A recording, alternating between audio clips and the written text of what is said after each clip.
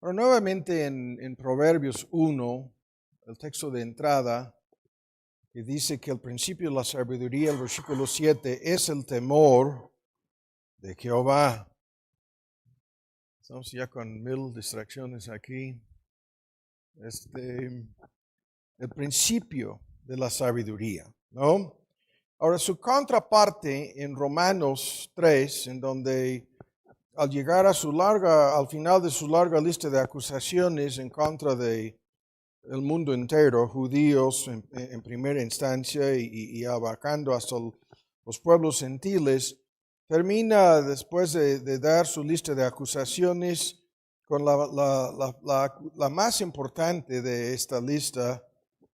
Después de decir que el camino de paz no conocieron, en 17 dice, no hay temor de Dios delante de sus ojos. Este temor de Dios, que es el principio de la sabiduría, no está en el radar, no está en el horizonte, no está en la mira, no está en la mente, no está en la perspectiva de estas personas inconversas. Y aunque vamos a ver, lo mencioné hace 8 días, vamos a ver que hay algo que parece ser incongruente en todo esto, pero como vamos a volver a ver el día de hoy, no lo es. Ahora buscan en Primera de Corintios, esto es uno de los textos más citados del Nuevo Testamento, lo que vamos a leer aquí.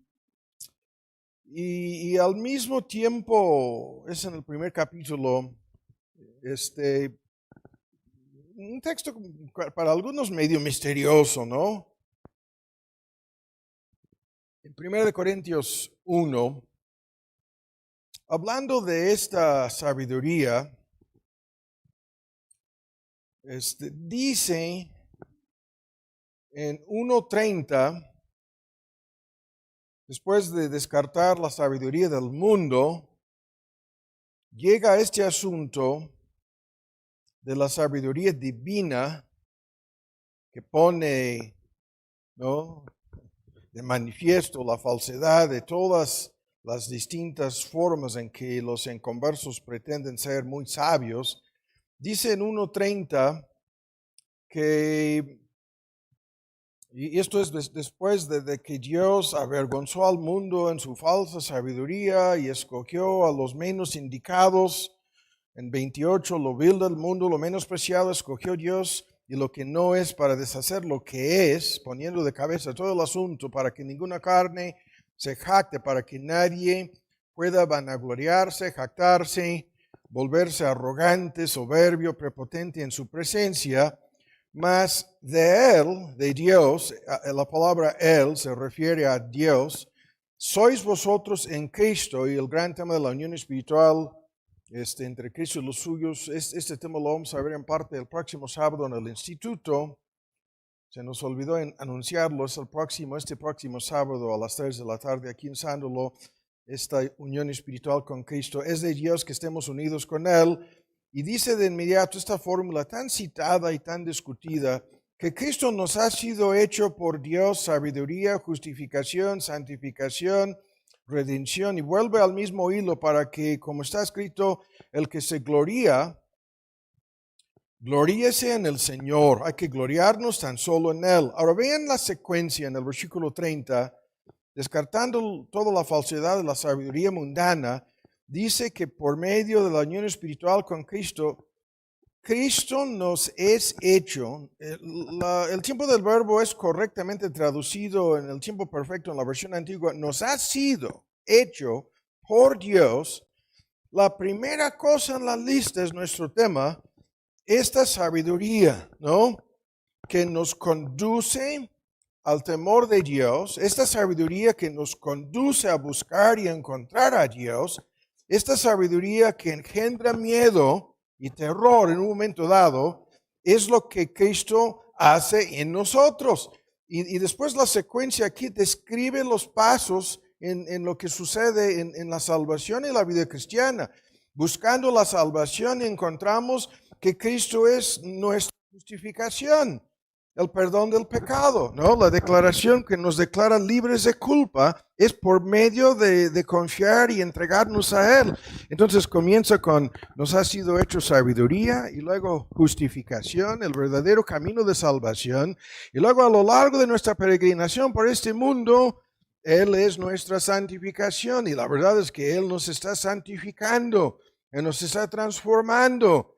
Y luego todo el tema de dicha salvación se resume en la palabra redención. Es una fórmula tremenda, es un mini bosquejo en donde todos los elementos del Evangelio están incluidos, comenzando con esta sabiduría, que es lo que nos hace falta, ¿no? Como vimos hace 8 días. Esta sabiduría es algo basado en el temor de Dios, porque lo vuelvo a decir, esto es lo que nos conduce a buscar hasta encontrar a Dios. Y todos los textos, es una tremenda lista, dicen lo mismo. El temor de Jehová es aborrecer el mal, en Proverbios 8. Con el temor de Jehová se aparta del mal, se apartan del mal los hombres. 16:6 de Proverbios. El temor de Jehová es manantial de vida para apartarse de los lazos de la muerte. Proverbios 14. Todos los textos vinculan este temor de Dios con la búsqueda de salvación, con el arrepentimiento del pecado incluso. El temor de Jehová en todos los textos es lo que nos conduce a arrepentirnos verdaderamente del pecado y a entregarnos a los pies de Cristo. Y como vimos hace 8 días, en Proverbios 8 dice, el que me halle, hallará la vida, alcanzará el favor de Jehová. Pero ¿qué es lo que hemos de hallar? Esta sabiduría que fluye del temor de Dios. Y luego, en base a este argumento, lo vimos hace 8 días, comentábamos acerca de lo que da inicio a este temor de Dios en la vida de cualquier persona. Lo que comienza a producir este temor de Dios es la convicción de pecado, lo que vimos en Juan 16, la obra del Espíritu Santo. En esta obra somos convencidos escuchen bien la fórmula, siempre convencidos de pecados específicos. Ahora, ¿qué es esto? Esto no es lo que vemos con tanta gente cuando hablamos del pecado. Dicen, claro que nadie es perfecto. Claro que todos tenemos debilidades. Con razón caemos en errores. No. Esto no es la convicción de pecado. No. La convicción de pecado es la obra de Dios, que nos convence de pecados específicos en los cuales vivimos, ¿no? En los cuales tenemos nuestro deleite. Estos pecados que en un momento dado hasta nos tienen esclavizados, ¿no? Arrastrados, dominados, que forman una parte con el paso del tiempo de nuestra propia personalidad, de nuestro carácter. Y luego, en esta convicción de pecado, llegamos a lo que acabo de decir. Es convicción de pecaminosidad, de que algo está mal en mi mismo corazón, en la naturaleza mía. Estoy siendo arrastrado por el pecado porque mi misma naturaleza es pecaminosa, y esto les conduce a todos los que experimenten esto a entender la necesidad de un cambio en su misma naturaleza, un cambio en su mismo corazón, dicho cambio el cual nadie lo puede hacer por su propia cuenta, por su propia fuerza, por su propia voluntad. No, es un cambio que tan solo Dios puede hacer, y enredado en todo el asunto de principio a fin es la gran necesidad que tenemos de tener una relación correcta con Dios. De que estamos mal en nuestra relación con Dios. Y esto es lo que engendra temor de Dios. Eso es lo que engendra miedo, ¿no? Y la gente en conversa trata con toda su fuerza, con todo su ser. Trata la gente no convertida a evitar todo esto. A evitar esta convicción de pecado. Esto es una parte de por qué hoy en día lo que antes eran pecados, ahora son asuntos de orgullo y celebración y fiesta y desfile, ¿no? No quieren sentirse mal, No quieren que nadie les hable de su pecado, de su maldad. No quiere que nadie diga el nombre específico de ninguno de estos pecados, ¿no? Que son en su mayor parte hoy en día, comenzando con las perversiones de la sexualidad humana, ¿no? Se han acabado las letras en el alfabeto en algunos de esos círculos, ¿no? En donde ponen los videos en donde el primer ministro de Canadá se para y comienza a decir, y no voy a decir las letras, y comienza a decir, y con la tercera letra, como que se traba la lengua, ¿no? Y luego comienza y está mirando las notas, sus apuntes del discurso que está dando, y ve que las letras ahí van para describir todo tipo de perversión sexual, ¿no? Cada una de las letras habla de otro tipo de perversión de la sexualidad humana, estamos hablando. Y todo esto es a propósito. Sí, porque nadie quiere sentirse convicto, ¿no? Convencido, autocondenado, culpable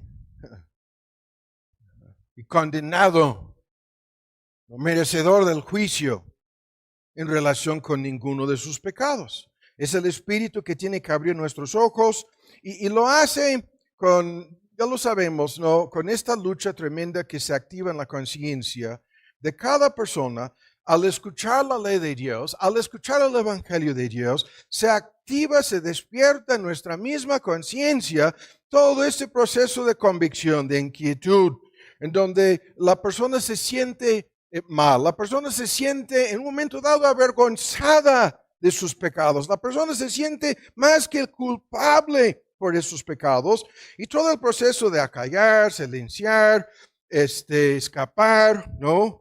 De este proceso, y es una parte de por qué en donde se habla cada domingo de estos asuntos, es una muy pequeña, un muy pequeño grupo de personas que lo pueden aguantar por mucho tiempo, ¿no? Hay personas que nos visitan en lo que comentamos, luego quieren, no, podemos ser miembros, no, queremos ingresar a la, y estamos con, espérense. Y necesitan escuchar, ¿no? Necesitan entender de qué estamos hablando. Y luego muchas de las mismas personas quieren las primeras en hacer su pila, ¿no? Para buscar atención o algo de parte de los ministros. Luego son los primeros que se van al escuchar algo que engendra convicción de pecado en sus vidas. Porque a nadie le gusta nada de esto. Por eso es la obra del Espíritu, que es esencialmente la misma obra, escuchen lo que voy a decir, en todas las personas que entran en contacto con esto, ¿no? Es la misma obra, en síntesis, de convencernos de pecado, ¿no? De convencernos de la justicia divina en contra de estos pecados, la fórmula en Juan 16, de convencernos del juicio venidero para los que no se arrepienten. Dios simplemente les está declarando de entrada la sentencia ya pronunciada en su contra, de entrada. Así sucede. Y esta convicción que es en esencia lo mismo, es diferente en su grado, como vamos a ver el día de hoy. Es diferente en su grado. ¿Qué quiere decir eso? El nivel en que una persona llega a sentir esta convicción es diferente en cada persona. En el caso de nuestro querido Bunyan, y cantábamos uno de sus himnos sobre el peregrino de la vida cristiana como una peregrinación hacia el cielo. En el caso de nuestro querido hermano Juan Bunyan, azufre fuego. Se despertaba, a veces en la mañana, a veces a la medianoche, y el olor de azufre, fuego estaba en el aire, según Bunyan, bajo convicción de pecado, ¿no? Se sentía en repetidas ocasiones, incluso a veces en pesadillas a la medianoche, trasladado al fin, trasladado al día de juicio, forzado a ver lo que va a suceder en aquel día. Se sentía en sus sueños como si estuviera trasladado al día de juicio, al gran trono blanco, ante el juez justo del universo, y se despertaba temblando mañana, antes de ser convertido. Todo eso le sucedía. Y hay personas que dicen, no, yo nunca he sentido algo así. Pero no es necesario que todo esto sea igual en cada caso, menos en su grado igual, no. Sino lo que es importante aquí es cómo termine la convicción de pecado. Porque la convicción de pecado siempre trae tan solo uno de dos posibles resultados. Es lo que va a suceder, ¿no? O la salvación, así termina la salvación, o la perdición. O somos suavizados, cambiados, doblegados, ¿no? Humillados, postrados a los pies de Cristo por la convicción de nuestros pecados. O somos endurecidos,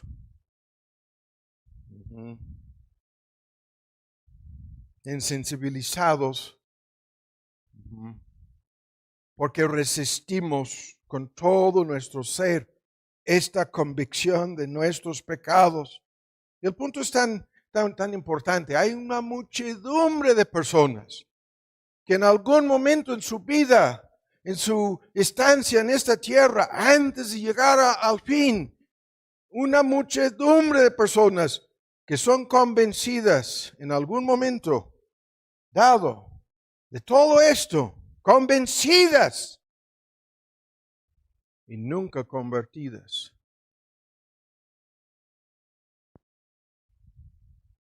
Nunca convertidas. O sea, convencidas, como lo que sucedió con Judas, como lo que sucedió con el mismísimo faraón de Egipto, como lo que sucedió con el rey Acab y con el rey Saúl y con una muchedumbre de casos que vemos aquí en la palabra de Dios, convencidas y nunca convertidas. Por lo que estoy diciendo.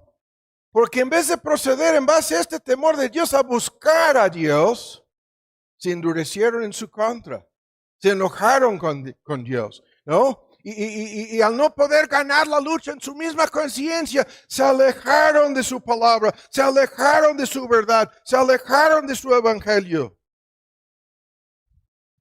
Y muchas de esas personas, es increíble, lo veremos en el día de juicio, pudieran haber sido verdaderamente convictas y convencidas una sola vez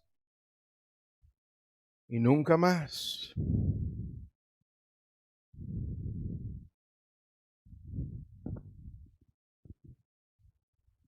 Nunca más les volvió a hablar Dios.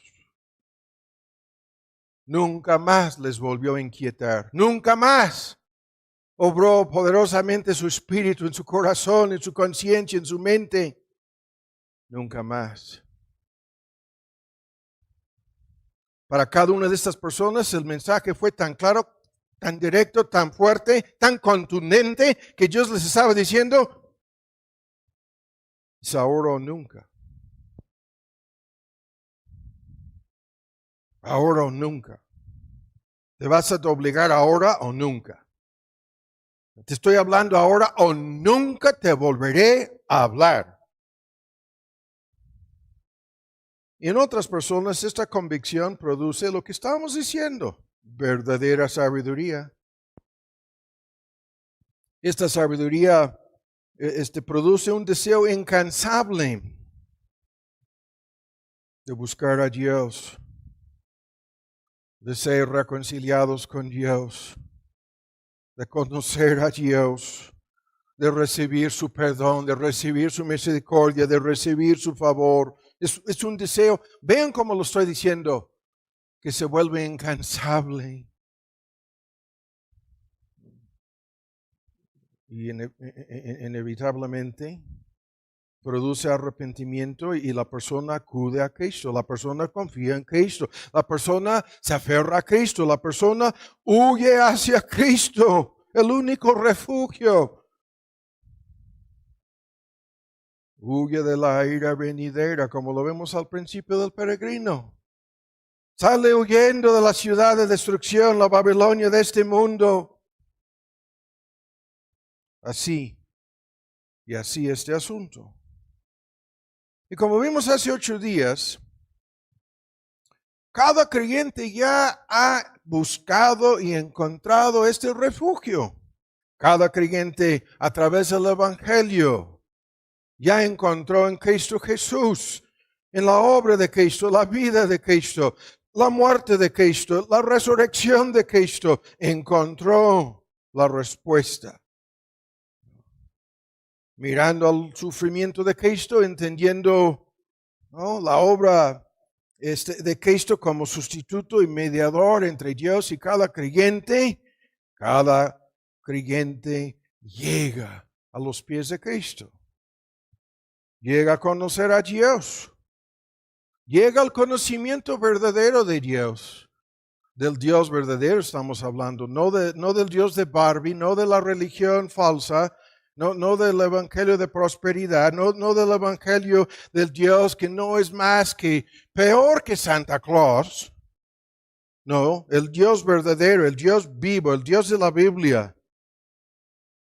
A este Dios llega. A este Dios conduce el verdadero temor. Llegamos al Dios que es el juez. Llegamos al Dios que es el vengador del mal y el pecado. Llegamos a este Dios 3 veces santo. El Dios, como vimos hace 8 días, de este tan odiado lugar que se llama el infierno. Llegamos al Dios del castigo y del juicio. Pero no recibimos ese castigo ni juicio, sino que somos perdonados. Somos justificados, somos aceptados por este Dios. En el lenguaje apostólico, librados del espíritu de temor. Ese es el argumento en Romanos 8. Lo alegaba hace 8 días. Esto una vez que sucede, ¿no?, llegamos a conocer el amor de Dios, la misericordia de Dios, la gracia de Dios en Cristo. Y no volvemos a sentir ese miedo del infierno y el juicio, no volvemos a sentir el espíritu de temor, sino nos es quitado y reemplazado, según Romanos 8, con el espíritu de adopción. Ese es un gran tema. Pero el espíritu de adopción, que nos coloca en la relación más tierna, más íntima, más personal con Dios, como nuestro Padre Celestial, habiendo sido perdonados, habiendo sido aceptados, el espíritu de adopción nos conduce a vivir a la luz de esta relación. Nos conduce a vivir. El Salmo 130 resume el argumento, es un tema tremendo. Juan Owen hace en el siglo XVII escribió un tratado sobre el Salmo 130. El supuesto príncipe de los puritanos, aunque era un puritano independiente, congregacionalista, no presbiteriano ni reformado en su eclesiología. Escuchan el texto en que se basó. En ti hay perdón para que seas temido, para que seas reverenciado. El versículo 4 del Salmo 130, ¿no?, habla de nuestro asunto. El hecho de conocer a Dios, el hecho de ser reconciliados con Dios, el hecho de ser perdonados con Dios, no acaba con el temor de Dios. Lo vimos hace 8 días. Sino que convierte ese temor de Dios en lo que se llaman los teólogos el temor filial, el temor de un hijo, de una hija. El temor de una persona regenerada que instintivamente, conociendo al verdadero Dios, ¿no?, entiende la verdad acerca del pecado. Este temor de Dios no acaba con el entendimiento, ¿no? Sino la realidad del pecado. Llegamos a entender, bueno, de aquí en adelante hay un solo punto que puede estorbar o ocasionar problemas en mi relación con Dios. Ese es saber el pecado.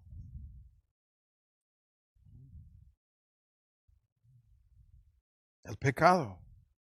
El creyente comienza a entender esto y su temor de Dios, ¿no? En relación con esto, aumenta incluso con su temor del pecado. Y este temor que no nos puede, el pecado que no nos puede condenar, no es el temor del infierno y la muerte, la perdición, no, sino el temor de desagradar a mi Padre. Por eso se llama filial, ¿no? Es el deseo sabio, bueno y saludable, ¿no? De que hay que agradar al Dios que me ha aceptado, ¿no? Este temor sabio, bueno y saludable resulta inevitablemente en obediencia, resulta en sumisión, resulta en reverencia, resulta en el gran deseo de vivir congruentemente, consistentemente, congruentemente, entendiendo, ¿no? Lo que Dios nos ha hecho. Hay perdón en ti, el Salmo 130. No para producir ingratitud, no para producir una actitud frívola. Hay perdón en ti, hay perdón en Dios, hay perdón en el Evangelio, pero no para producir algo parecido al antinomianismo y una licencia para pecar. No, porque entendemos por este temor de Dios y la obra salvadora de Cristo lo que nuestros pecados merecen. Entendemos algo de lo que le costó, a esto volveremos, perdonar esos pecados. Entendemos lo que nuestros pecados merecen.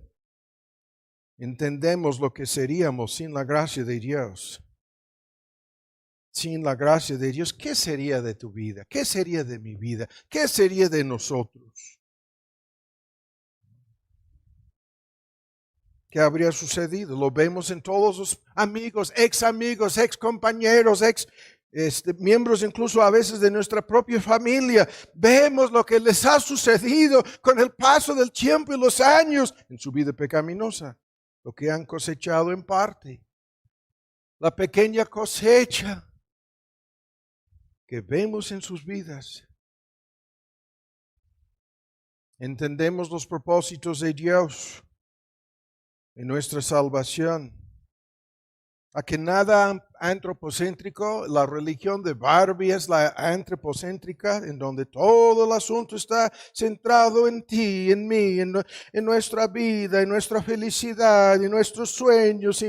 No, todo está centrado en este Dios. Todo está centrado en su nombre, su fama, su gloria, su soberanía, sus propósitos, sus planes. Y esto engendra miedo. Esto engendra temor. Ahora buscan en Filipenses 2. Hay que apurarnos aquí. Repasamos una lista de textos hace 8 días que hablan de lo que estoy diciendo. No te ensoberbezcas, antes teme, dice Pablo, a los pueblos gentiles, por la gracia soberana de Dios, perdonados y aceptados, perfeccionando la santificación en el temor de Dios, en 2 Corintios 7, agradándole con temor y reverencia, en Hebreos 12, 28, la lista que repasamos, ¿no? Y ahora llegamos a este texto, que es uno de los, créanme, hay libros teológicos por todos lados, por lo menos en inglés, Filipenses 2, sobre este pequeño comentario de Pablo, bajo inspiración del Espíritu, en relación con lo que estamos viendo aquí, que contesta a todos los que dicen, no, hermano, después de haber sido convertidos ya no hay nada de temor. Estoy de acuerdo en cuanto al infierno, estoy de acuerdo en cuanto a la perdición eterna, nada de temor. Incluso muchos textos van por ese camino, en donde hay un gran argumento sobre el amor de Dios que nos libra definitivamente, dice Juan, de este miedo y temor. Pero hay estos otros textos que alegan lo que estamos diciendo. Este temor se convierte en el temor de reverencia, el temor de respeto, ¿no? Motivado por la gracia de Dios, motivado por el amor de Dios, motivado por el deseo de mostrarle nuestra gratitud, de no ser ingratos, ¿no? De no ser como aquellos 9 sanados y ninguno de los cuales volvió ni siquiera para darle gracias a Dios. Eso sucede con cada persona en todo el mundo, cada día, millones de personas a la hora de recuperarse de la enfermedad que sea, a la hora de salir exitosamente del quirófano, a la hora en que la medicina dio el resultado indicado y se sanaron de algo. Ninguno de ellos, hablando de los inconversos, porque si hubieran vuelto a dar las glorias a Dios, habrían sido convertidos como aquel samaritano. Pero al no ser convertidos, tan solo sanados y no salvados, hicieron lo que ningún creyente puede hacer. El creyente regresa agradecido, quebrantado en llanto. Y como el texto lo dice, ya lo tienen en Filipenses 2, el versículo 12. Por lo tanto, amados míos, como siempre habéis obedecido, no como en mi presencia solamente, sino mucho más ahora en mi ausencia. Esta pequeña frase es lo que estoy diciendo. Tema de cantidad de libros, ¿no? Y debates teológicos innecesarios. Totalmente innecesarios esos debates. Dice, ocupaos en vuestra salvación con temor y temblor, porque Dios es el que en vosotros obra así el querer como el hacer por su buena voluntad. Y luego las aplicaciones, y se acaba con las quejas, la victimización, las murmuraciones, ¿no? En cuanto a lo que sea, ¿no? La primera prohibición, hacer todo sin contiendas, murmuraciones, conflictos, ocupándonos en esta salvación. Y las palabras de debate son nuestras palabras. El temor de Dios, que produce en nosotros, ¿no? Este modismo, la palabra temblor, es el tema. Incluso que lo comenta Santiago espantosamente. Tú crees que Dios es uno, dice. Tú crees que en tu sana doctrina te salvarás. Tú tienes soberbia doctrinal incluso. Los demonios creen y tiemblan. Tiemblan. Temblor. El texto dice, ocúpense. ¿No? Hay que ocuparse en su salvación, en vuestra salvación, en nuestra salvación. Con temor y temblor. ¿Por qué temor y temblor? Yo pensaba, hermano, que en el amor perfecto se echaba fuera este temor. Ya lo comenté de paso. Ese es el temor del infierno, ¿no? Que se acaba. Pero aquí hay algo digno de nuestra atención el día de hoy. Temor y temblor. Porque no simplemente somos salvados para no ir al infierno. No. Somos salvados para ser transformados. Somos salvados para que se cumplan toda una lista de propósitos en nuestra vida. Somos salvados para que seamos instrumentos en las manos de la gracia de Dios a lo largo de nuestra peregrinación hacia el cielo. Somos salvados, y la lista aquí sería interminable, para ocuparnos en una tremenda lista de cosas. Y aquí es algo importantísimo. El argumento, la traducción correcta es: ocúpense continuamente, continuad ocupándose. Sigan esforzándose cotidianamente, ¿no? Con un esfuerzo sostenido, vigoroso, continuo en vuestra salvación. En la teología, fin, meta de dicha salvación, ocúpense. Y aquí somos activos, no pasivos. Ocúpense, ¿no? Estoy ocupándome en mi salvación, en la tarea principal de mi vida. No en ganar, merecer o comprar. No, nada de esto está en la mira del texto, ni en ningún texto bíblico. La salvación no está en venta. Nadie se va a salvar ocupándose así, sino lo contrario. No, esto es con temor y temblor, ocuparnos en la buena obra. Lo que el primer capítulo dice: el que comenzó en vosotros la buena obra, la perfeccionará hasta el día de Cristo. 1:6 de Filipenses, el versículo 6 del primer capítulo, dice que Dios está llevando a cabo este proceso de transformar, perfeccionar hasta el día de Cristo, hasta que Él venga o nosotros vayamos a Él, o hasta que venga a la hora de nuestra muerte a sacarnos de este mundo, como sea.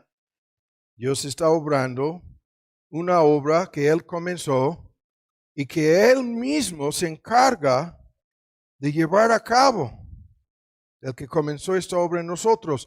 El argumento es tremendo en relación con el querer y el hacer. Lo que siempre se sobreentiende, estas palabras son técnicas y hablan del deseo y el poder. El querer es el deseo, los motivos. Dios está obrando desde adentro hacia afuera en todo este asunto, los deseos correctos, ¿no? Y está proporcionándonos el poder para cumplir con esos deseos, con esos propósitos. Esta ilustración la conocemos 1000 veces, la hemos escuchado. El pobre alcohólico que no tiene el deseo de dejar el vicio, el pobre drogadicto, ¿no? Y haz tu lista: las adicciones sexuales, la codicia, la avaricia, la soberbia, la lista de cosas en donde la persona no tiene la menor intención ni el deseo de ser librado de sus pecados. Pero luego, cuando suceden una serie de cosas en la vida del pobre alcohólico, van a suceder inevitablemente estas cosas. Y cuando le sucedan, el pobre alcohólico va a decir: ok, ahora quiero dejar el vicio, pero resulta que no tengo el poder, que no puedo hacer, ¿no? Lo que ahora desesperadamente quiero, no puedo lograrlo. El argumento aquí es que Dios está obrando el deseo y nos está proporcionando la capacidad, el poder, la gracia de su Espíritu para hacer su buena voluntad. De ahí vienen estos temas que hemos escuchado 1000 veces, de que ningún creyente jamás puede decir que no se puede. ¿Tú no puedes perdonar a tu prójimo? Otra vez dímelo con más claridad. Tú no puedes perdonar por la gran ofensa, por lo que sea.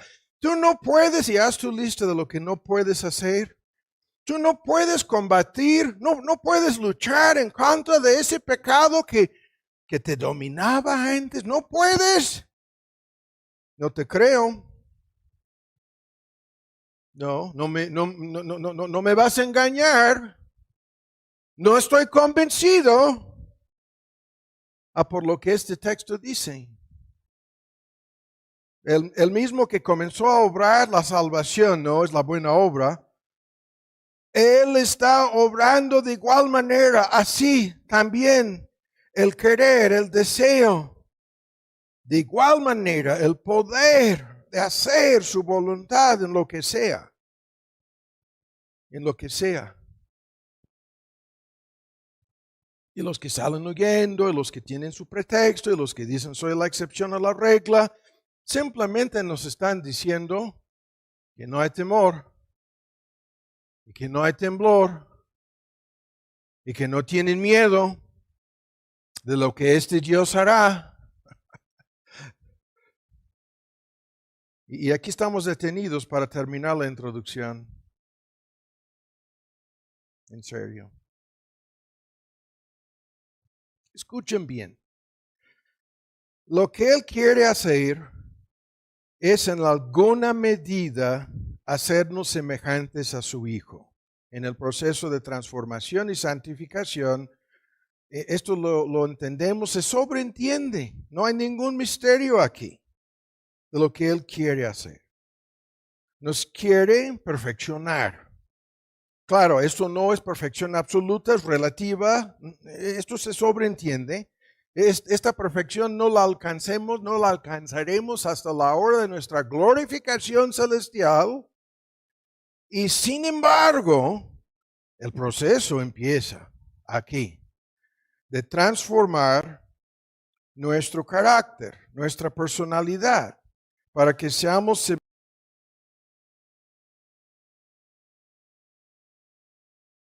semejantes en obediencia, semejantes en submisión, semejantes en sufrimiento, semejantes en humildad, semejantes en mansedumbre. La lista es tan larga.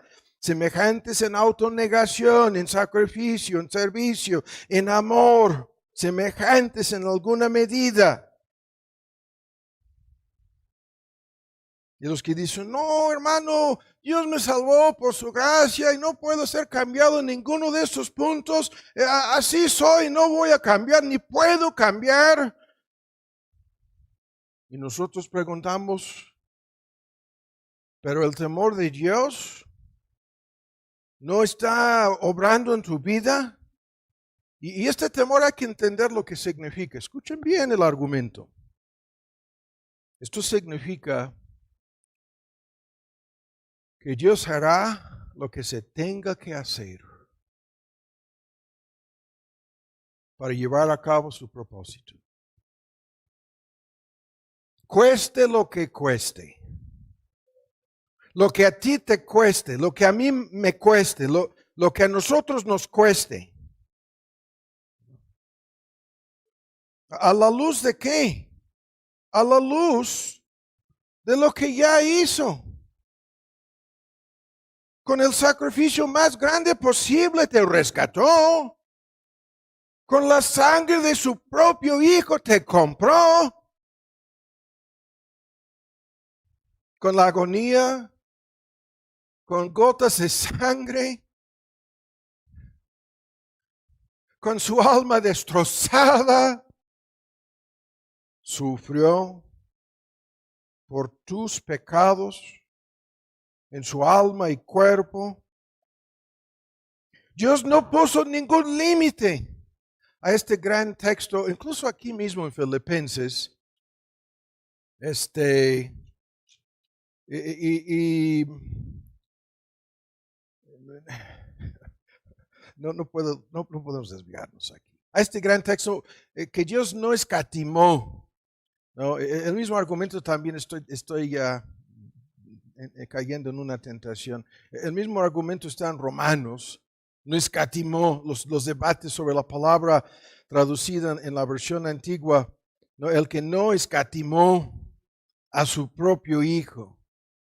¿No? Eso es lo que está en las versiones modernas, las 60 y adelante. Nuestra antigua dice, el que no perdonó. Antes dice, lo contrario, le entregó por todos nosotros. ¿Cómo no nos dará también juntamente con Él todas las demás cosas? Si es del mayor al menor, y aquí es el mismo argumento. Si ya castigó y no perdonó a Cristo para poder perdonarte a ti, entonces, ¿qué es lo que no hará? A la luz de lo que ya le costó.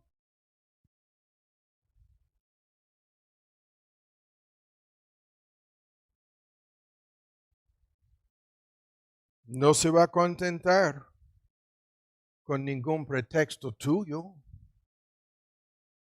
No se va a contentar con ninguna justificación tuya para decir, yo soy la excepción a las reglas en esto. Llevo toda mi vida como pastor escuchando estos pretextos, escuchando estas excusas y tratando de hacer que las personas comprendan. Hay temor y temblor en esto.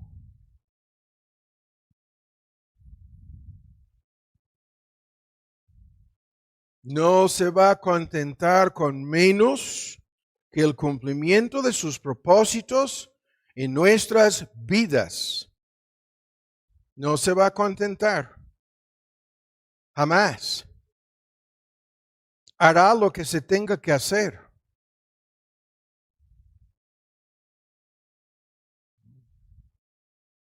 Tú y yo estamos más que dispuestos a contentarnos con menos.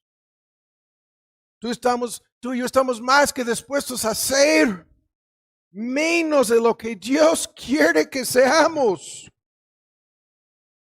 Pero Dios no. Y este Dios, estos dichos, fácil de agradar, fácil de complacer, este Dios en la vida cristiana. Esto es fácil. En un sentido sí, en otro sentido no. Este Dios es difícil de satisfacer. No sé si me explico. Cuando digo, este es el Dios que hará lo que se tenga que hacer, este dicho 1000 veces, esto significa Dios te va a lastimar, creyente, te lo aseguro. Este Dios te va a lastimar en la medida en que sea necesario lastimarte y nunca te va a perjudicar. Nunca te hará ningún daño permanente o real y sin embargo te va a lastimar. En la medida en que no tomes en serio esto, te va a enseñar lo que las palabras temor y temblor significan. Lo aprenderás no escuchando la prédica. Y yo no soy tonto. Y entiendo más que cualquiera de ustedes escuchar. Nuestro tema es, no lo hemos dejado, oidores expositivos de la palabra. A esto vamos a llegar en un momento. ¿Cuántas veces escuchar, escudriñar, aprender de manera mental, intelectual, verdades bíblicas? No es suficiente.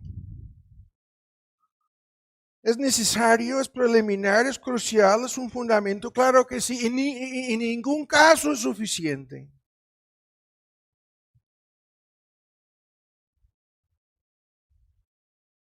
Y esto de ocuparnos es el gran tema de cada decisión, cada acto. Nos hace más semejantes al nuevo hombre,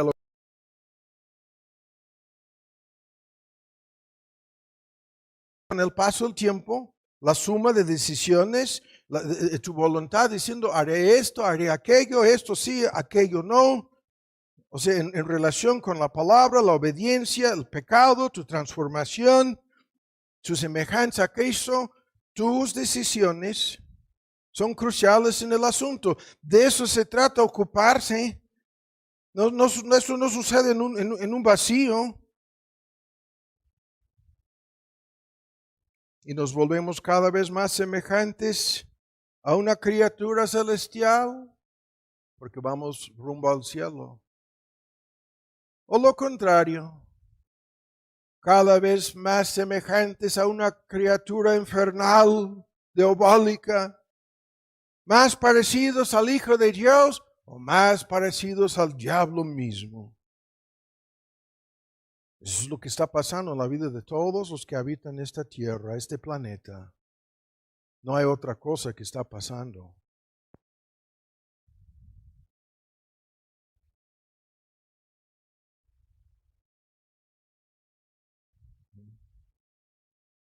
Con temor y temblor, dice, Pablo, el gran apóstol de la gracia de Dios.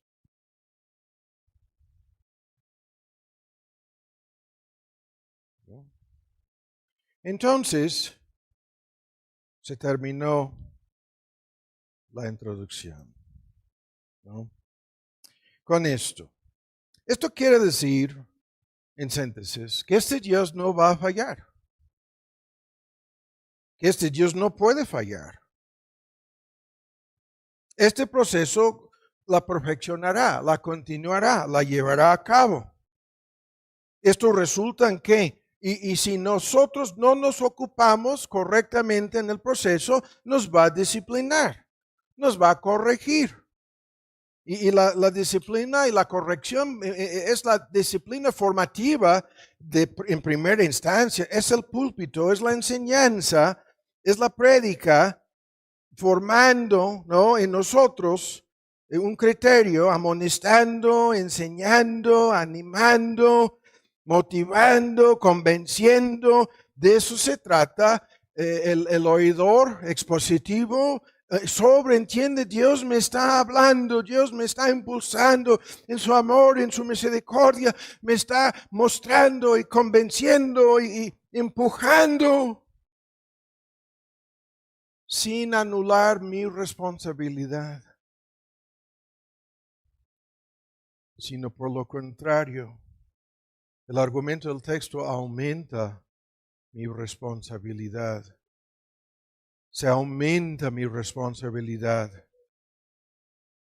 Y estos, no, esa es la soberanía de Dios, hermano, que no la entiendes. No, tú eres la persona que no entiendes la soberanía de Dios. Si la tratas de usar como un pretexto para contradecir esto, no tienes idea alguna de lo que significa la soberanía de Dios, porque esta soberanía no quita ni disminuye la responsabilidad de nadie,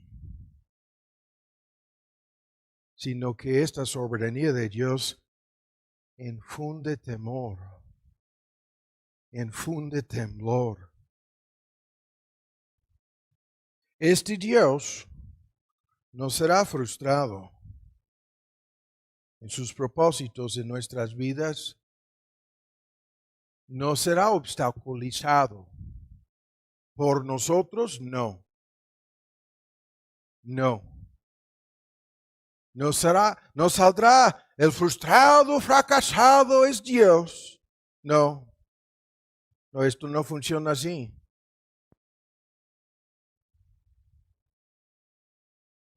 No. Ahora, termina la introducción. Hay un mini bosquejo aquí. El tema es más amplio de lo que vamos a ver el día de hoy. Lo vamos a tener que terminar en parte el día de hoy, este argumento. Y lo que vamos a discutir en el tiempo que nos resta, en una forma abreviada y muy acelerada, es algunas bases bíblicas de este temor de Dios. Y como vamos a ver terminando aquí con el último, el temor de Dios está basado en una comprensión de su poder, una conciencia de su presencia, una comprensión cada vez que se aumenta de su pureza. Es la palabra P. Muchas personas piensan que no tengo bosquejos, que no tengo ninguna dirección fija en los sermones. Es por la prisa, no puedo detenerme a enumerar cada argumento, pero es poder, presencia, pureza y por fin, perdón. En este mini bosquejo, los puntos que engendran temor. Y simultáneamente son los mismos puntos al oír, al escuchar, al escudriñar, al leer la palabra de Dios. Los mismísimos puntos. En cualquier momento en que se nos percata aún más la realidad de su poder, en cualquier momento en que estemos más que nunca conscientes de su presencia con nosotros, y en la medida en que vamos comprendiendo lo que es su santidad y pureza y lo que significa haber sido perdonados haber sido aceptados por esta obra, hay temor que va en aumento. ¿No? Esto se podría discutir de mil maneras, ilustrarlo en cada aspecto de la vida cristiana, incluyendo lo que sucede en la medida en que una persona se acerca al río de la muerte. Si la persona es creyente, el poder de Dios, la realidad de su presencia, el hecho de encontrarme cara a cara frente a esta santidad perfecta y entendiendo que soy perdonado.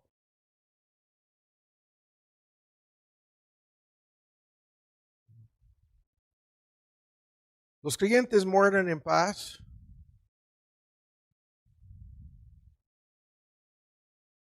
Como la Biblia lo dice.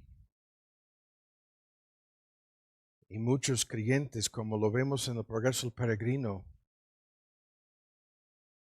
se meten en las aguas más profundas en las cuales han nadado a lo largo de su vida. Pueden ser meses, pueden ser semanas, pueden ser horas antes de cruzar el río.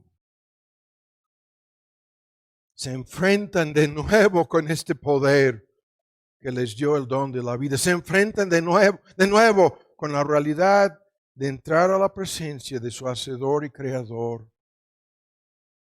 Se enfrentan de nuevo con el tema de su santidad absoluta y la obra de Cristo que les ha perdonado ya. Sí. Y antes de comenzar a nadar, están temblando. Sí. Ahora los puntos, rápido. Estos 4 elementos son en síntesis toda la Biblia, en un sentido, en relación con el temor de Dios, toda la Biblia. Porque el temor de Dios se basa en estos puntos. Esto es un tema gigantesco, ¿no? Vean los puntos. Primero, una apreciación, una conciencia del poder de Dios en cualquier sentido.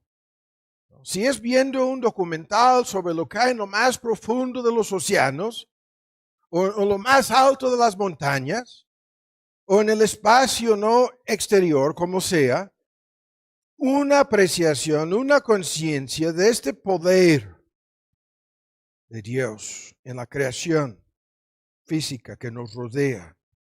Puede ser en relación con las maravillas de la ciencia, la medicina y el cuerpo humano, ¿no?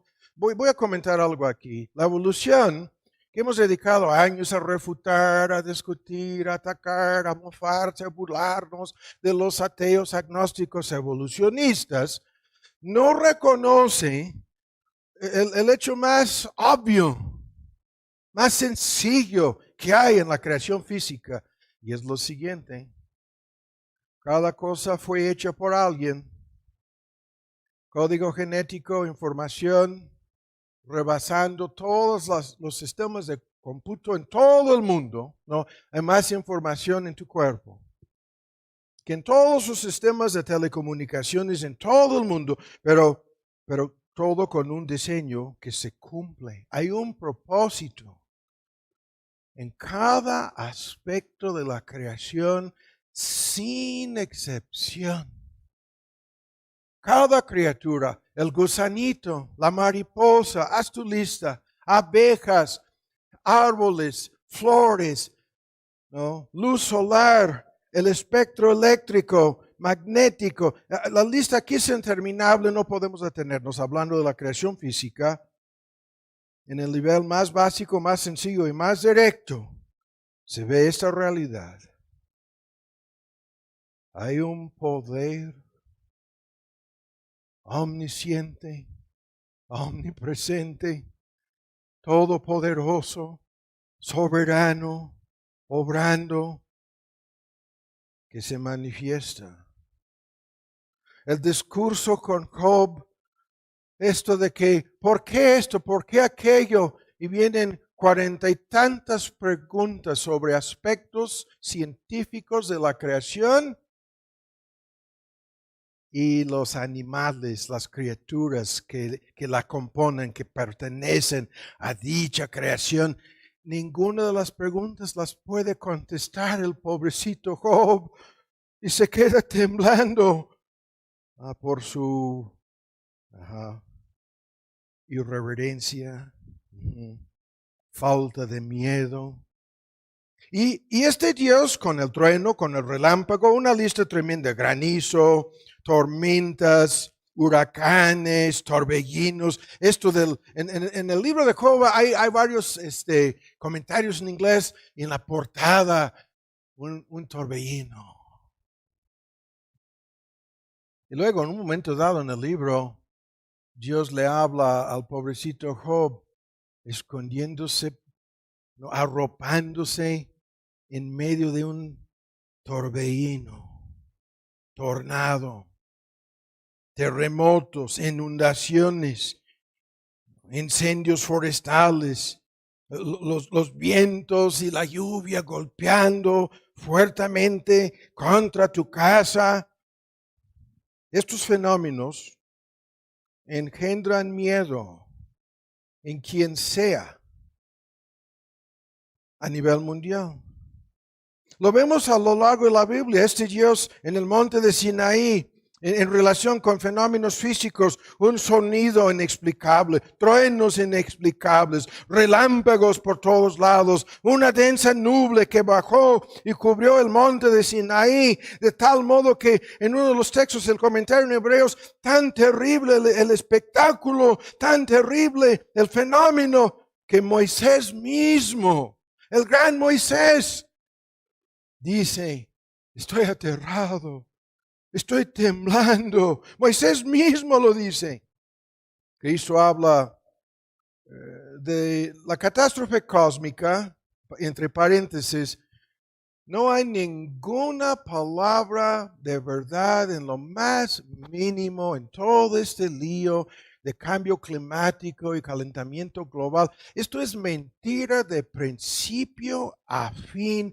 Hay miles de científicos en todo el mundo que lo han refutado y lo están refutando a diario, de que hay cambios cíclicos en el clima, sí, pero nada para acabar con el planeta, nada para justificar ninguno de los puntos que quieran implementar como para salvar la tierra, para salvar el ecosistema.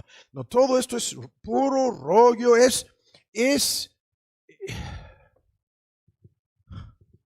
hay una frase en inglés, la tengo que decir, gaslighting.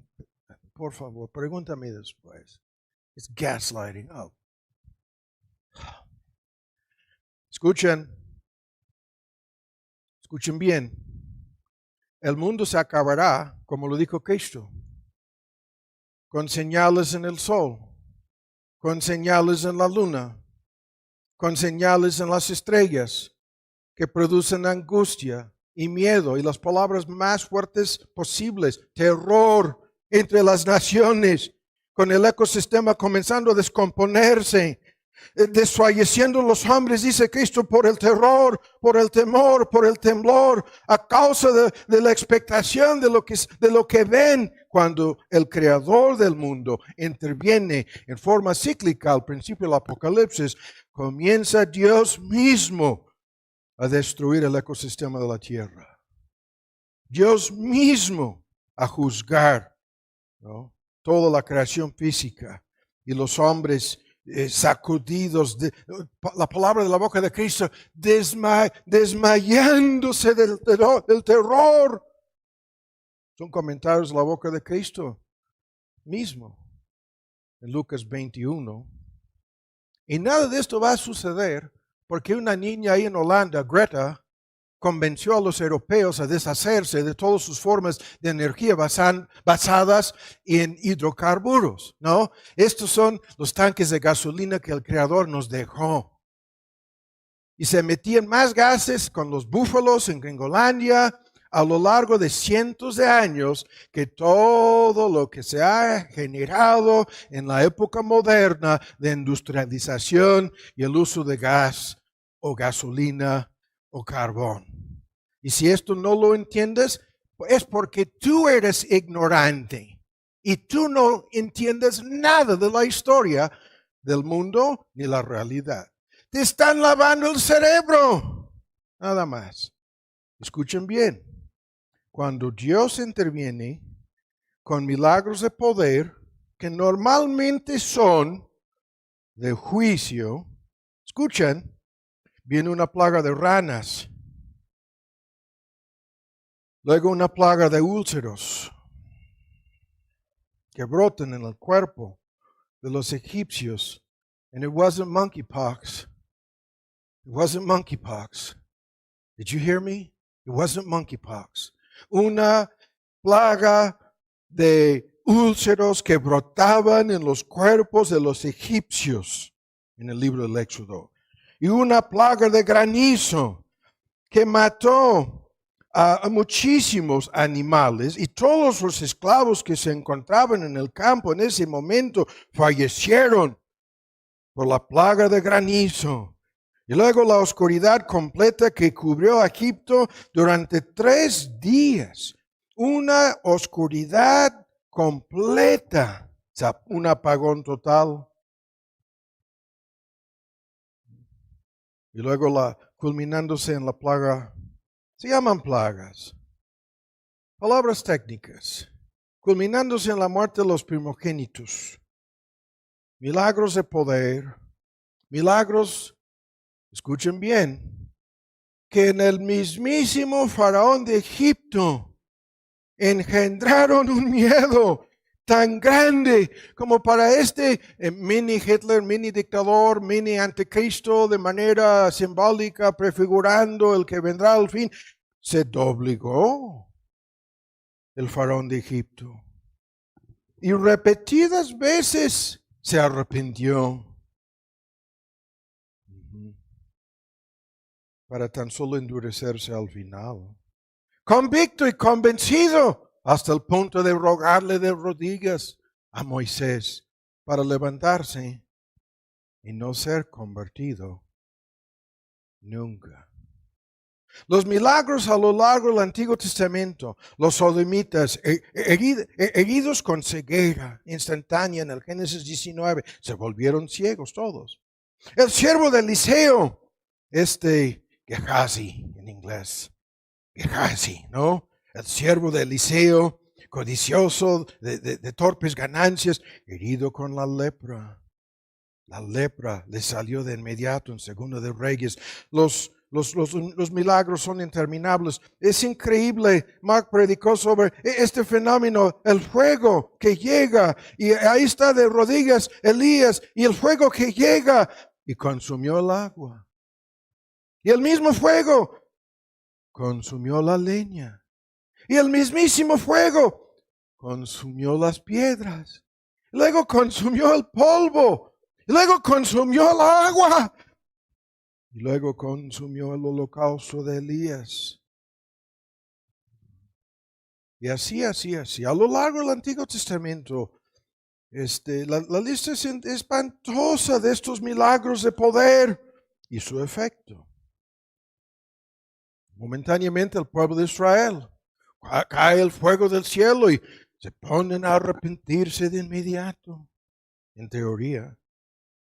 Pero lo más contundente aquí son los milagros de nuestro Señor Jesús. Hay que apurarnos. Como este tema lo hemos visto mucho, una serie de sermones sobre los milagros hace unos años. Pero escuchan, estos milagros de nuestro Señor Jesús, demostrando un poder absoluto, un poder sobre todos los seres humanos, sobre buenos y malos, ángeles y demonios, sobre la creación física, sobre el clima, sobre el mar, por clonación instantánea, 10,000 pececitos, ¿no? Clonación instantánea, miles y miles, 20 de miles de panecitos. Instantáneamente el agua se convierte en vino fermentado, vino añejado. Help me here. Estos milagros de sanidad completa, instantánea, de todas las enfermedades conocidas en el diccionario, en el griego del Nuevo Testamento, hay una lista de cada enfermedad conocida en el mundo en aquel entonces. Y estos milagros sin ningún retraso, lapso de tiempo, demora, proceso de sanidad, nada. La ceguera, la lepra, que hoy en día sería peor que SIDA, parálisis, ¿no? Mudez. La lista, culminándose en la muerte. Y las personas resucitadas de la muerte misma. Y la reacción, shock, la reacción, escuchan, trauma, la reacción, temor y temblor, susto, miedo. ¿Y cuántas veces lo hemos escuchado? Esto lo comentábamos hace 8 días. Estas reacciones de terror y miedo, ¿no? Primera reacción.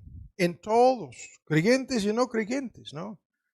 Pero luego la reacción de odio, rechazo,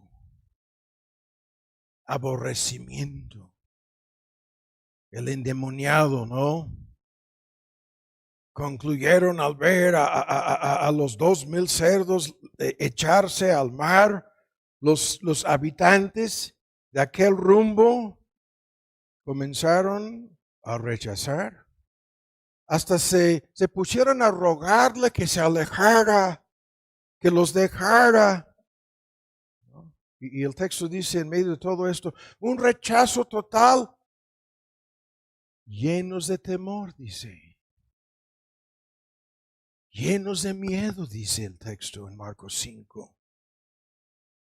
Y peor cuando se trata de la dimensión espiritual, el poder de perdonar, a esto llegaremos, el poder de justificar o condenar.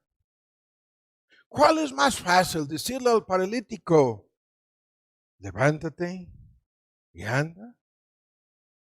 O decirle, tus pecados te son perdonados. ¿Cuál es más fácil? ¿Qué sabemos nosotros de todo esto, de este poder? ¿Qué sabemos de este poder? Ni hablar, lo mencionamos al principio en la introducción, lo que se llama convicción de pecado. ¿Qué sabemos nosotros de una convicción irresistible que no nos deja en paz?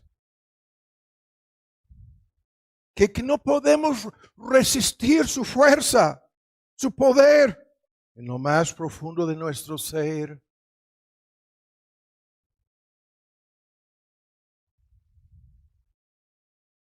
¿Sabemos algo de esto?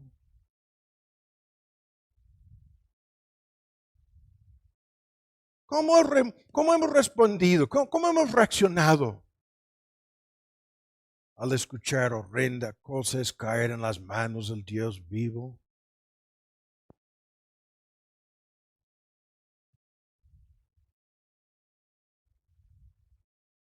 ¿Qué sabemos de esto? Y las personas, lo vuelvo a decir, oidores expositivos, esperamos esto. Eso es algo que se cultiva aquí, ¿no? Y combinándolo con ahora vean la presencia de Dios. El segundo punto, esta presencia de Dios, de la cual llegamos a estar conscientes bajo convicción de pecado, la realidad de su poder irresistible obrando en nosotros. Y comenzamos a entender la presencia de Dios.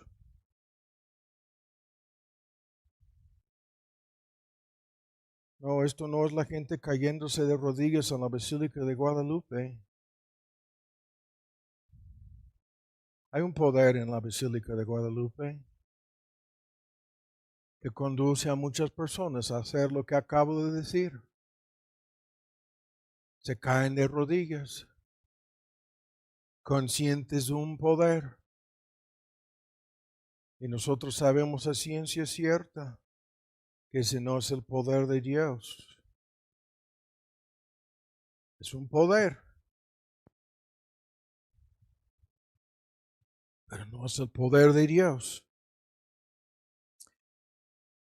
Este fenómeno de la presencia de Dios a lo largo de ambos testamentos, así comienza en el huerto de Edén, así termina el tabernáculo de Dios con los hombres, la presencia personal, directa, íntima de Dios con nosotros en la tierra nueva, los cielos nuevos, el mundo venidero.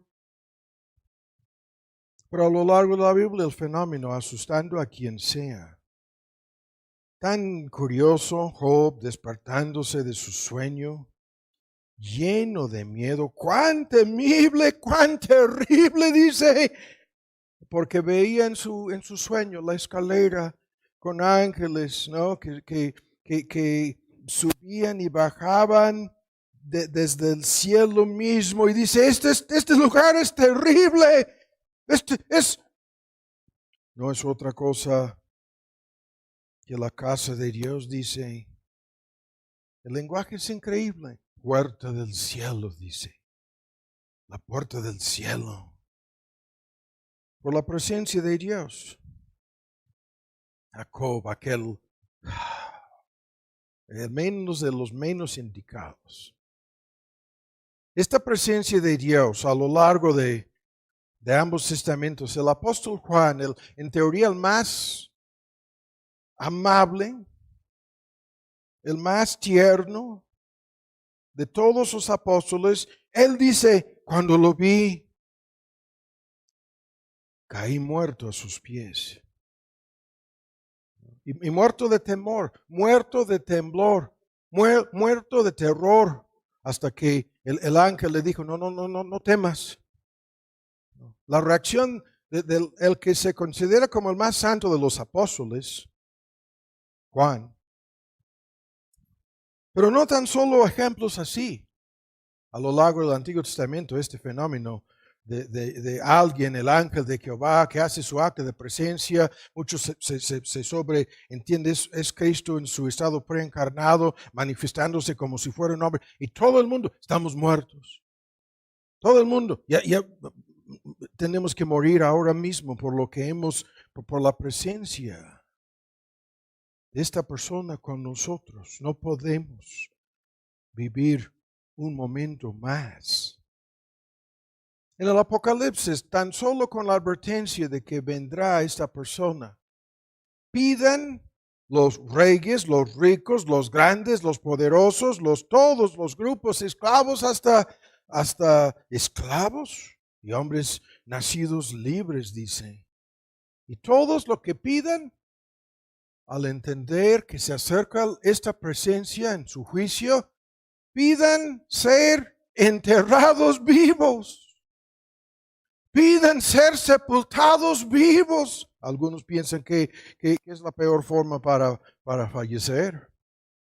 ¿Enterrados vivos? Sí. Sí. Pidan que sean escondidos tan solo de su cara, su rostro, su semblanza, aquel que sobreentienden. Pidan que las montañas les caigan encima.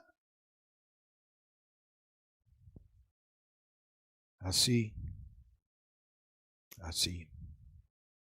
Esta presencia de Dios, es tremendo el tema aquí.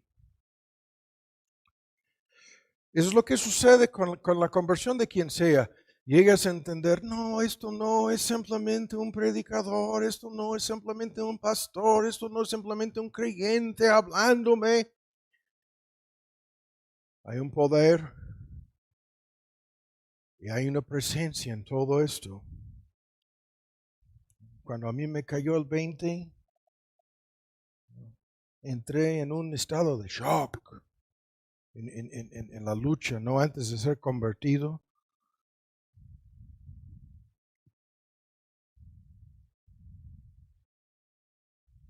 esta conciencia de la presencia de Dios, que inexplicablemente a través del Evangelio acaba con el temor. ¿No? Con el temor de los hombres. Se acaba. Con el temor de los demás. Se acaba. Con el qué dirán, ya no me interesa. ¿Con qué van a hacer? Menos. Respecto a mí, menos. Una conciencia de la presencia de Dios con nosotros a través de la persona y obra de Cristo, a través del Espíritu Santo, que establece su hogar, residencia permanente en nuestro corazón. De tal modo que comencemos a andar en comunión, en compañerismo. Al despertarnos en la mañana, si la primera cosa que viene a tu mente no es la presencia de Dios. A mí me sucede este fenómeno, me da miedo hablar de mí. Dios me despierta a la medianoche.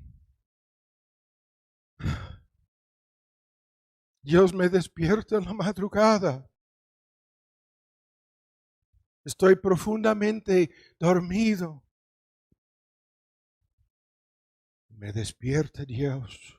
Yo no escucho voces audibles. No estoy hablando de un fenómeno carismático. No. Y la última cosa que debes de hacer antes de acostarte en la noche es encomendarte. ¿No? Ese tema de la teología del sueño. En donde el sueño, ¿no? La capacidad de dormirse, de pasar un 30% de tu vida dormido. Pero aún los textos, ¿no? El salmista, en las peores circunstancias posibles se dormía tranquilito como con su clean bebé, el rey David, por favor. Tan tranquilo, rodeado de sus peores enemigos. Por esto, por la presencia de Dios, que acaba con todos los demás temores, incluso el temor de la muerte. Ahora, el tiempo se nos fue aquí, rápido. El otro tema que algunos consideran como el más grande de la Biblia es la pureza de Dios. El tiempo se nos acabó. Did you put that sheet out? Oh, man. Okay. La santidad de Dios, que es su rectitud, en síntesis, escuchan, que es la rectitud de Dios, quiere decir que siempre hace lo correcto, siempre hace lo justo, siempre actúa de manera recta. Segundo, la santidad, que es su equidad. ¿Qué es esto? Este Dios asegura que cada uno será pagado conforme a sus obras, en su equidad, ¿no? Y los únicos que se libran de esto son los creyentes porque Cristo pagó a la santidad de Dios la deuda, ¿no? Y esta santidad de Dios que se convierte a lo largo de ambos testamentos, escuchen lo que voy a decir, esta santidad divina que se convierte en justicia vengativa.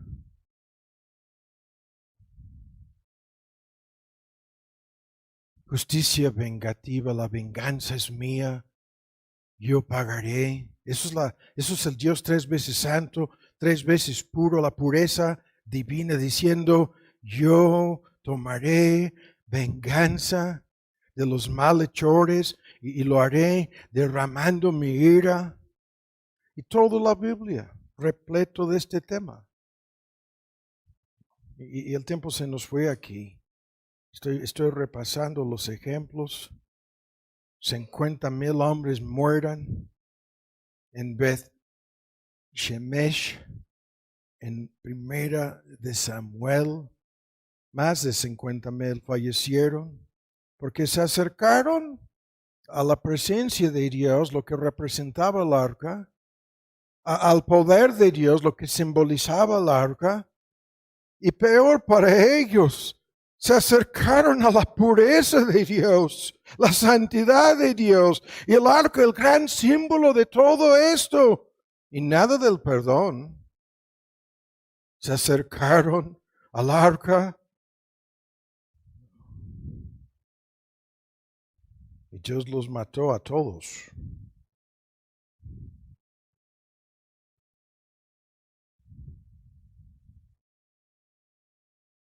El mismísimo Isaías, ay de mí, soy hombre muerto.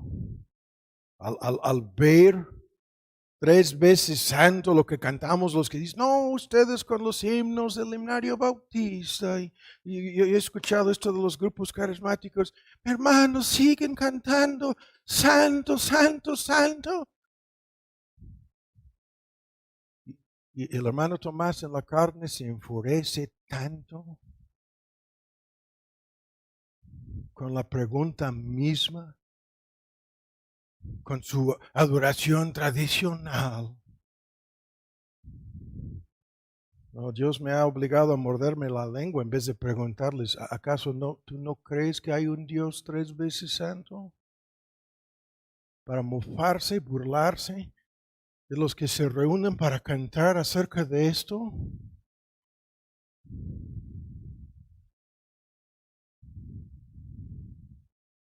Así.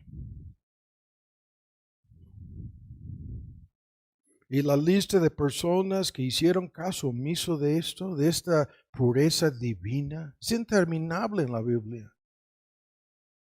Nadab, Abiú, ofrecieron el fuego extraño, no tomaron en serio nada de esta santidad y sale el fuego del altar y los mata al instante. Y Dios dice, en los que se me acercan, me santificaré. Como santo seré tratado para los que se me acercan. En otras palabras, todos los que se me acercan a mí están obligados a reconocer mi pureza, están obligados a reconocer mi santidad. Y si no lo hacen, si se me acercan sin reverencia, sin temor, sin respeto,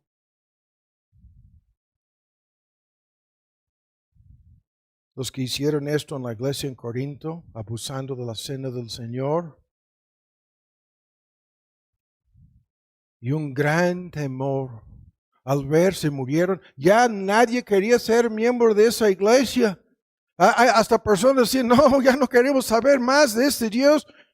Mató un número aparentemente grande de miembros de la iglesia en Corinto.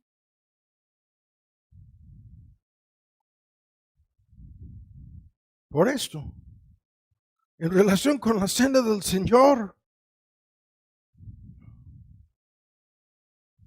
sin hablar de Ananías y Zafira, miembros de la iglesia en Jerusalén, no en Corinto, no tomaron en cuenta su poder, menos su presencia. Pedro está con ¿qué? ¿Ustedes creen que nos van a engañar? No tomen en cuenta la presencia, menos nos están mintiendo, nos están tratando de engañar.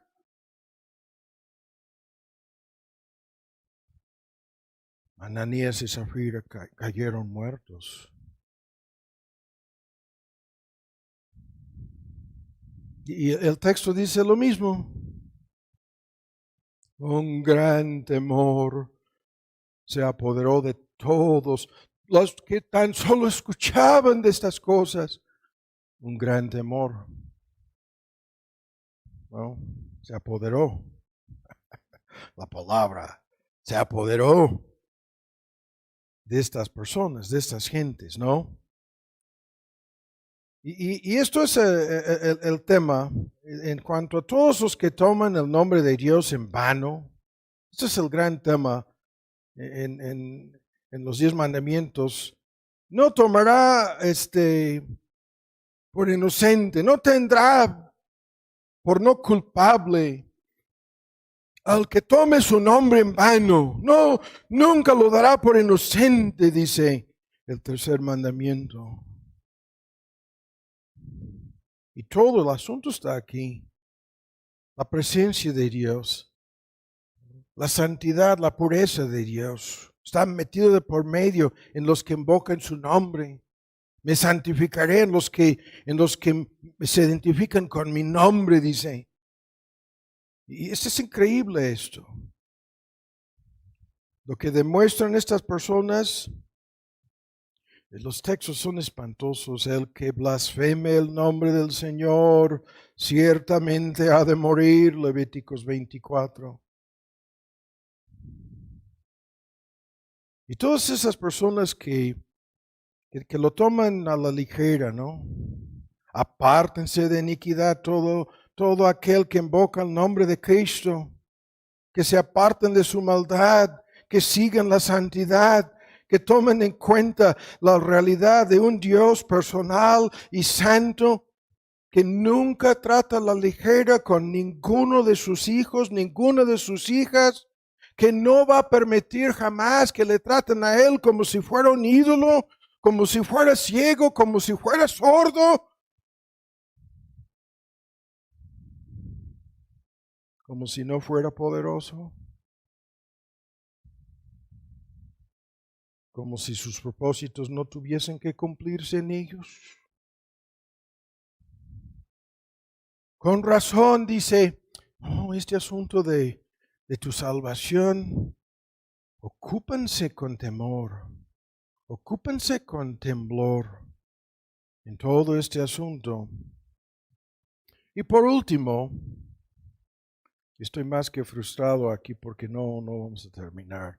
Este asunto de su perdón está de por medio, ¿no? Lo que en los bosquejos teológicos, la piedad de Dios que perdona el pecado.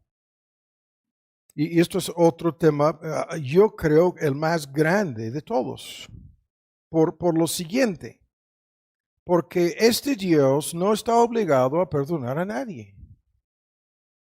Este Dios no debe el perdón del pecado a ninguno. Este Dios tiene la prerrogativa, el derecho soberano de perdonar o no. Esto es el argumento en la boca del profeta rebelde Jonás: la salvación es de Jehová. La salvación le pertenece, la salvación en todos sus sentidos, temporal, espiritual, la salvación en sentido espiritual, en sentido eterno, todo el paquete le pertenece. Salvarnos o no, es cosa de Él. Tú y yo somos indignos. Indigno soy de toda la misericordia, menor que todas sus misericordias, de la boca del menos indicado Jacob, por lo menos lo entendía. Aquel fariseo, oh Dios, dice, oh Dios, así, ten compasión de mí. Porque yo soy el pecador. Tenga piedad, tenga perdón de mí, tenga misericordia de mí. Merecemos el juicio, ¿no? Temblando tanto como para golpear su pecho, el publicano. Y lo voy a decir de esta manera: este tema de la soberanía de Dios quiere decir tan fácilmente como, si es fácil o no vamos a discutirlo, obviamente que no, pero es un modismo, tan fácilmente como te perdonó en Cristo, te pudiera haber reprobado sin Cristo. Te pudiera haber dejado. Y nosotros al escucharlo pensamos, no, ¿cómo puedes hablar así?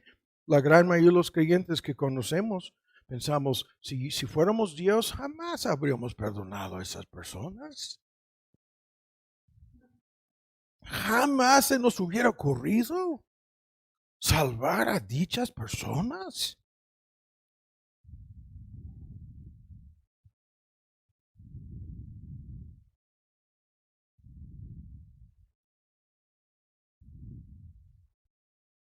No, tú y yo merecemos el juicio. Somos los menos indicados de los menos indicados en todo este asunto. Los que si Dios les hubiera preguntado a otros, ¿no? Es lo que vemos con Saulo. Todo el mundo, no, esto no es posible. Que este verdugo, que este malvado, que este que nos ha tratado así, esto con su sangre, con sus manos llenas de sangre, de hombres y mujeres incluso. ¿Cómo es que Dios le haya tenido misericordia? ¿Cómo es posible? Y los que piensan que la salvación por gracia quiere decir que estoy tentado, vamos a discutirlo quizás en otro estudio. No, esto quiere decir que la salvación es fácil. Cristo dijo, ¿cuál es más difícil aquí? Levántate y anda aquel paralítico. Oh, tus pecados te son perdonados.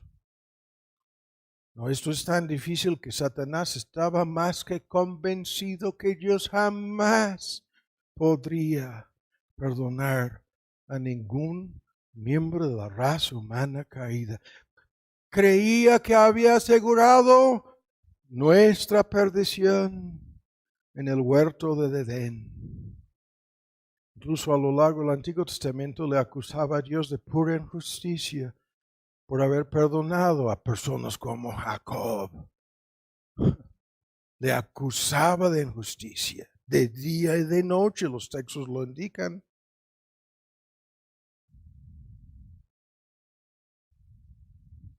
Increíblemente, por eso nunca se le ocurrió, es un gran debate aquí, decía, al procurar la muerte del Hijo de Dios, ¿estaría impidiendo la salvación?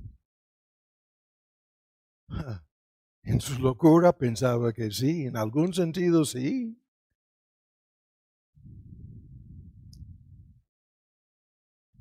Y así. Hay que terminar leyendo la hoja, ¿no? El tiempo se nos fue. Permítanme leer la hoja. Volveremos quizás o no a esto. Estamos en una serie sobre oidores expositivos y hemos enfatizado lo que debemos esperar al escuchar que el poder de Dios, la presencia de Dios, la santidad y la pureza de Dios se manifiestan. Y si esto no termina en nuestro perdón, ¿no? Ay de nosotros en el día de juicio. Pero la lista aquí es tremenda y terminemos leyendo. No podemos detenernos. Privilegios que surgen de esto, para los que dicen, no, esto es tan duro y tan pesado. Dura es esta palabra. No. Vean los textos. 12 privilegios fluyen. El primer privilegio es confianza absoluta. Lo contrario de este temor y temblor. Aquí se ve la paradoja en el asunto. El texto dice, los que teméis a Jehová, confiad en Jehová. ¿Qué es esto? Es lo que sucede, lo comentábamos al principio. Terminan entregándose, terminan confiando, ¿no? El 100% en Él, en este caso es en Cristo, ¿no? Una confianza que acaba, que termina, ¿no? Con el espíritu de temor. Nos proporciona confianza, podríamos enumerar aquí de 1000 maneras en todas las circunstancias posibles. Porque el segundo punto nos proporciona, vamos a combinar rápido, protección, el número 2, con liberación, el número 4. El ojo de Jehová sobre los que le teman, Salmo 33. Los que esperen en su misericordia. Si le tememos, su ojo es como si Dios mismo. No es una cámara de video. No es vigilar, no es algo físico, no. Es este mismo Dios con sus ojos puestos sobre nosotros. Y en el versículo 4, para librarnos, es el ángel de Jehová, acampa. O sea, ahí está, alrededor de nosotros, a los que le teman. Cada texto señala nuestro punto. ¿Y qué es lo que está ahí para proteger y librar? Dos privilegios que se combinan. Nos protege de 1000 peligros. Cada día nos protege este Dios de 1000 cosas que nos son desconocidas en su mayor parte. Y nos libra en todas las circunstancias que pudieran hacernos verdaderamente daño. Nos libra de estas cosas. Ven, los privilegios que fluyen de esto son imposibles de calcular. Luego, en el número 3, provisión. Esto es la fórmula del salmista en el Salmo 23. Con este Dios, su poder, su presencia, como el buen pastor, no me faltará, no fallaré, no pereceré y no temeré mal alguno. La provisión. No es un cheque en blanco, no, pero en cuanto a todas tus verdaderas necesidades, sean materiales incluso, no simplemente espirituales, todas tus verdaderas necesidades para los que le teman, ¿qué dice? Provisión. Nada falta a los que le teman. El Salmo 34, ¿no?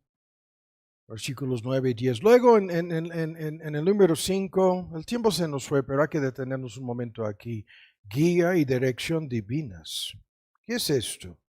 Es lo más importante en otro sentido, porque el asunto de propósitos, el asunto de que este Dios tiene un plan que tiene que realizarse en mi vida. Esto de que si temo a Dios me da miedo equivocarme, me da miedo tomar decisiones equivocadas, me da miedo ser mal guiado o guiado por la carne o por la sabiduría mundana. Los que le teman, ¿qué dice? ¿Quién es el hombre que teme a Jehová? A este hombre le va a enseñar el camino que ha de escoger. Estas son todas las decisiones importantes en tu vida. Hay que ponerlas en las manos de este Dios, con temor y temblor, pidiendo que sea hecha su voluntad. Y el problema principal con todas las personas que se meten en problemas aquí es que hacen sus planes sin temor. Toman decisiones y frecuentemente, tan frecuentemente, decisiones contrarias a la palabra. Toman sus decisiones y luego nos quieren decir que están siguiendo la guía divina en su vida. Y luego las cosas terminan más que mal. Ajá. Y esto es, si ustedes me preguntan cuál sería el porcentaje de cristianos que actúan así, fácilmente más de la mitad de los que conozco.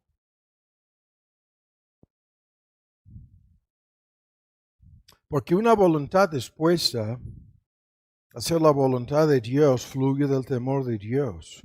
Es temor de equivocarme. Es miedo de hacer mis propias decisiones. Y luego el número 6 es todo nuestro tema. Lo hemos estado viendo los 2 domingos. Salvación. La salvación. En todos sus sentidos. Temporal, físico, espiritual. El asunto es igual. Salvación. Los únicos que se salvan son los que temen a Dios.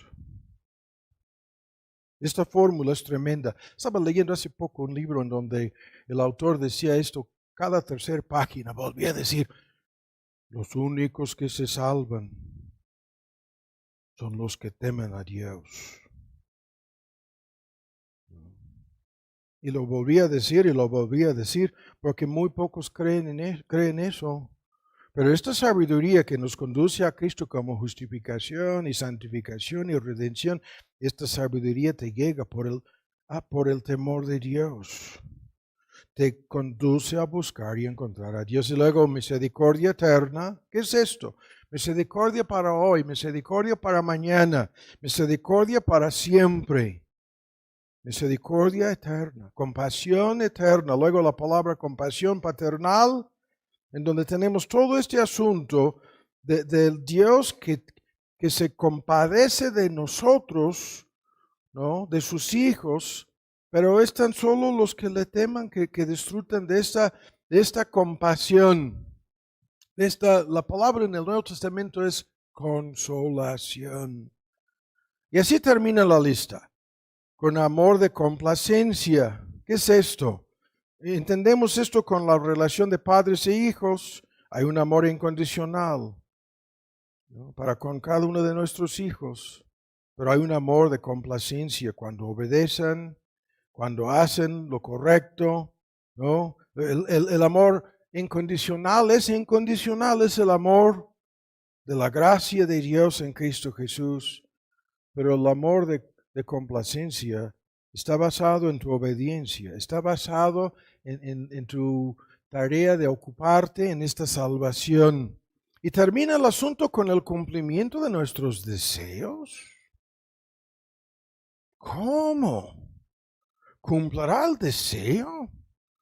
El Salmo 145, 19, ¿cumplirá el deseo de los que le teman? ¿No? Los va a escuchar, todas sus oraciones, los va a salvar, pero cumpliendo sus deseos. ¿Cuáles deseos? ¿No? Y la respuesta,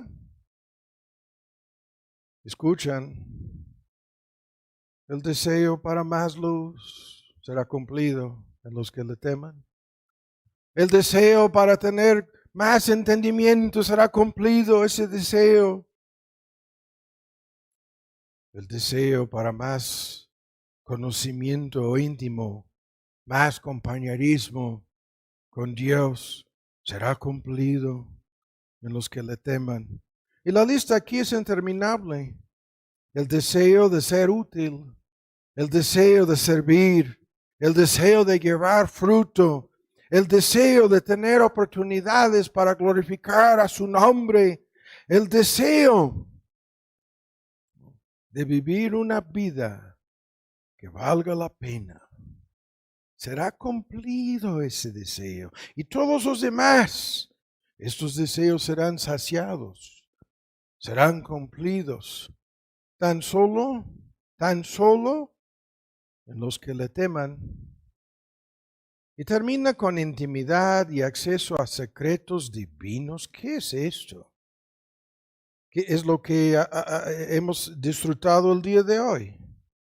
En parte. Estas personas, ¿qué dice el texto? Los secretos de Jehová para los que le teman. A ellos hará conocer su pacto. Y este gran tema, el tiempo se nos fue. Todos los tesoros de conocimiento y sabiduría escondidos en Cristo. Estos secretos son planes y propósitos, fines, secretos en relación con la predestinación, la providencia, la vida, la muerte, el pasado, el futuro. Nadie más tiene acceso a estos secretos.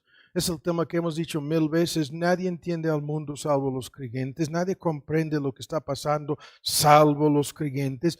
Porque ninguno de los demás tiene acceso a estos secretos divinos, los cuales nos son revelados aquí. Son secretos ocultos ante los que no teman a Jehová. Pero para nosotros, estos secretos nos son dados a conocer tan solo a los que le teman, ¿no?, a este Dios. Y termina con la bienaventuranza, abarcando todo lo anterior. ¿Qué sabemos de estos privilegios? ¿No? Y termino diciéndolo una vez más, al venir a este lugar hay que acudir orando por el poder de Dios, por la presencia de Dios, ¿no? Aquí a través de su palabra y su espíritu, ¿no? Por un entendimiento cada día más de la pureza, la santidad y la increíble bendición de una conciencia limpia y el perdón del pecado, ¿no? Y lo tengo que decir de esta manera. De estos temas hablan los que realmente enseñan y predican este libro. No son los únicos, pero sirven de bosquejo encapsulando, ¿no? Y hay que decirlo. No decimos nada nuevo aquí, ningún domingo. Creo que no. Resulta que es la misma historia, ¿no? Que sale del mismo libro, que nos enfrenta con el mismo Dios. Y para Dios es esta disciplina, esta tarea de escuchar y aplicarlo a nosotros mismos es indispensable en tu vida, en mi vida, en nuestras vidas. Padre, damos muchas gracias por habernos reunido, por el tiempo que nos has proporcionado el día de hoy para hablar de este asunto. Y te pedimos que no sean simplemente palabras, sino que tu palabra no te vuelva vacía. Como tú mismo nos lo dices en Isaías, que te vuelva cumpliendo tus propósitos en nosotros. Y el propósito es tan sencillo que nos ocupemos con temor y temblor en esta cosa que se llama la salvación. La salvación.